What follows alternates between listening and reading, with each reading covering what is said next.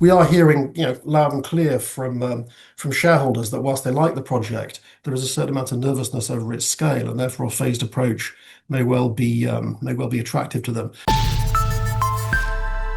Hello, you're watching Proactive. I'm joined by Caledonia Mining CEO Mark Learmonth.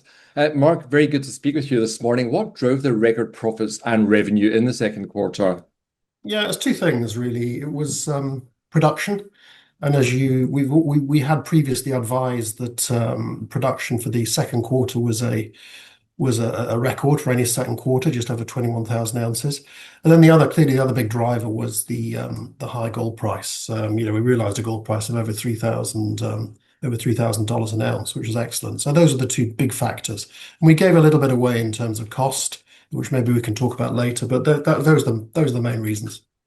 You increased production and profitability guidance for 2025. What's given you the confidence to make these upgrades? Okay. Well, let's be clear. We give guidance for production and we give guidance for costs and CapEx. We don't give guidance for profit.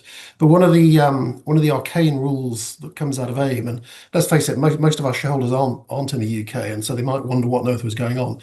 One of the arcane rules of AIM is that even if we don't give profit guidance ourselves, if we can see that the expectation in the market from the analysts is substantially lower than what we know we're going to do, we're obliged to make that announcement. And so yes, we did have a reverse profit warning a couple of weeks ago, and that reflects the fact that the UK brokers just hadn't got their minds around clearly the current gold price or production. It was less of an issue in the United States or South Africa, where analysts were closer to the mark. But yeah, it's a factor of higher than expected production, which clearly we expect to continue towards the end of the year, driven by tons and recovery, and then also the gold price. So what can we expect from further exploration at Blanket this year?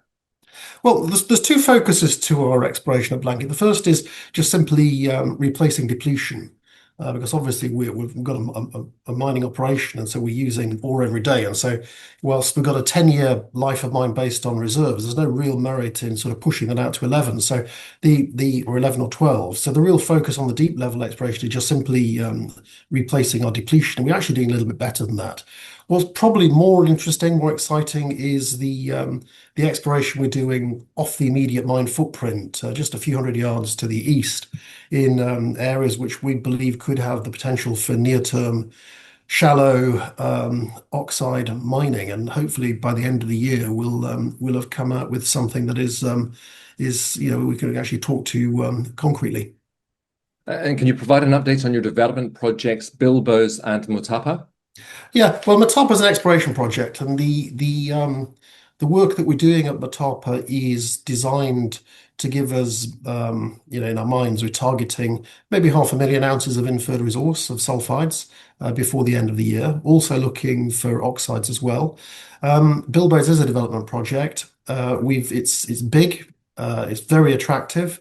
And what we're doing at the moment is we're basically evaluating whether we go big or whether we do a phased approach to minimize the immediate capital cost and also to de-risk the project. And we are hearing, loud and clear from shareholders that whilst they like the project, there is a certain amount of nervousness over its scale, and therefore a phased approach may well be attractive to them. Then the other thing that we're continuing to review is the cost of the tailings facility in the project remains stubbornly high, and we're trying to evaluate ways to get that down.